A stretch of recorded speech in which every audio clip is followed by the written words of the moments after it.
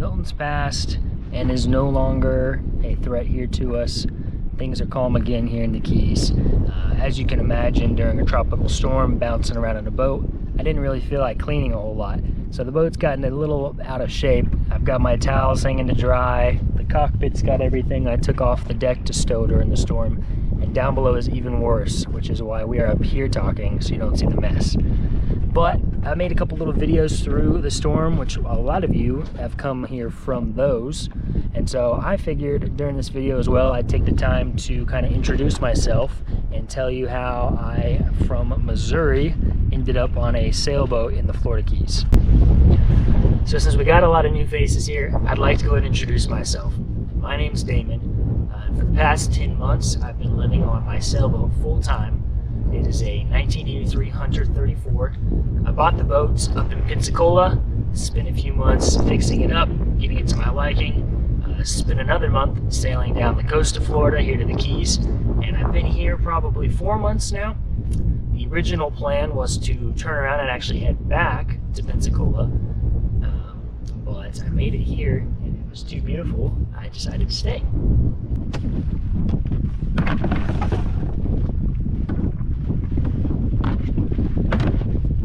Now, I haven't always lived on a sailboat. Before I moved down to Pensacola, I lived in Springfield, Missouri. I had an apartment. I was a teller at a bank, and in my free time, a family friend, Rick, had given me one of his old Sunfish sailboats. It's a little 13-foot boat, and every day I had off, I would trailer that behind my old camper van to the local lake and be the only one out there, but I sailed that lake every inch, every day I could. Sailing every day on that lake, I quickly got addicted.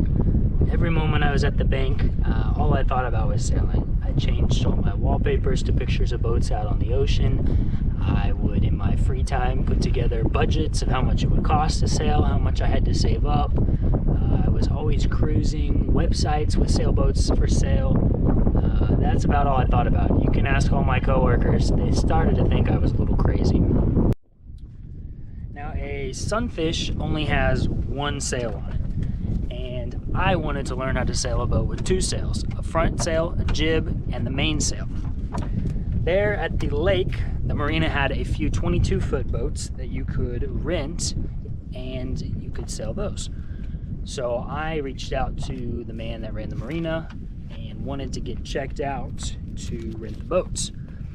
I would schedule many times to have my checkout, arrive to the lake, wait an hour past our time, only to get a phone call from the man saying he had something more important than me pop up on his schedule, and we would have to postpone again. Obviously, I'm a little salty about this. Organized sailing like there at the club is more of an older man's sport, and so I figured if I would not be taken seriously, then I would just go ahead and buy my own boat. And instead of being stuck on the lake, why not buy a boat where I could sail the sea? As I was emptying out my apartment, I started to second guess my decision. Society tells us when we graduate high school, we should go to college, take on debt, start a career, have a family. And as I told my friends and family what my plans were, they all asked me, "Are you crazy? You're gonna go to the ocean? You're gonna live on a boat? Isn't that what bums do?" And so my dad gifted me Scott Stillman's book, and it's called I Don't Want to Grow Up. And in this book, Scott talks about how he had a career, him and his wife, they were making good money, had a nice house, and he just didn't quite feel fulfilled with what he was doing. His passion was mountain biking, and so his wife and he decided to sell their house, quit their jobs, and they lived in a truck full-time, and they worked minimum wage jobs at a mountain bike store, I believe in Colorado, near the mountain bike trails. And he said that they could live on less than they make, and he could spend all his free time mountain biking, working at the store. He got discounts for the best new bikes, and if you don't have a house and all these fancy material things, you don't need to make a career's amount of money. This really motivated me in my decision and realized that I could find ways to still work while I was on the boat. I didn't have to drain my savings to go on a trip. I could do this for a longer time. read every book I could on sailing, how to buy your first sailboat, how to inspect a sailboat for damage, how to sail the oceans, and I ended up putting in my 2 weeks. I emptied my apartment, packed up my camper van, and went on a road trip. I had 10 different boats picked out across the state of Florida I was gonna go look at, and hoped I would find the perfect boat. I ended up in Pensacola, where I met Scott, who was the prior owner of Slipknot here, and we both had similar work experience, and so he told me if I would buy his boat, he'd give me a job while I was in town fixing it up, and he'd also let me use all the tools there at the workplace to make parts for the boat. Can't get much better deal than that. My parents also raised my brother and I on Dave Ramsey pretty heavily. Budgeting, spending less than you make, saving money, and absolutely no debt. With these two mindsets, I've been able to still save money every month while living on the boat. I've been surprised that it's cheaper to live on the water than on land. I don't have rent every month.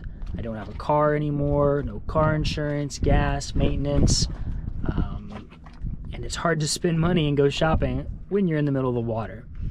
Now, I know a lot of people can't imagine going without air conditioning, having to walk to the grocery store, don't have a dishwasher, but if your dream's really big enough, you're willing to set aside all these things in pursuing it. At least, that's my opinion. And so yeah, that is how I ended up here on a sailboat. I'm currently in the Florida Keys.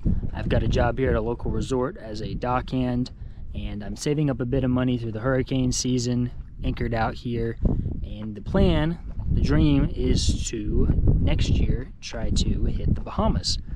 And if we're lucky, things go well, maybe even all the way to Puerto Rico and back. We'll see. But I've enjoyed making these videos. I want to share the adventure with you all, and hopefully maybe inspire someone as well to get out there and pursue their dream. We've only got one life, and I didn't want to spend mine behind a computer at the bank all day. It's a good job, there's nothing wrong with it, but it just wasn't cut for me. Anyways, I appreciate you watching. It's kind of a weird video for me, but I felt like sharing these thoughts, and especially with all the new followers I've got, figured I should do a little about me video. If you're new here, definitely check out this playlist down below. It's all my videos up to now. I've tried making videos, I think, ever since I bought the boat, and filming. They weren't the best when I started them. I'm getting better, I think, as I go, but it's fun documenting the journey. I enjoy looking back at them, even though it's only been a couple months. Crazy how things change so quick. But thanks for watching. If there's any questions you've got or things you want to see about the boat, drop them down below.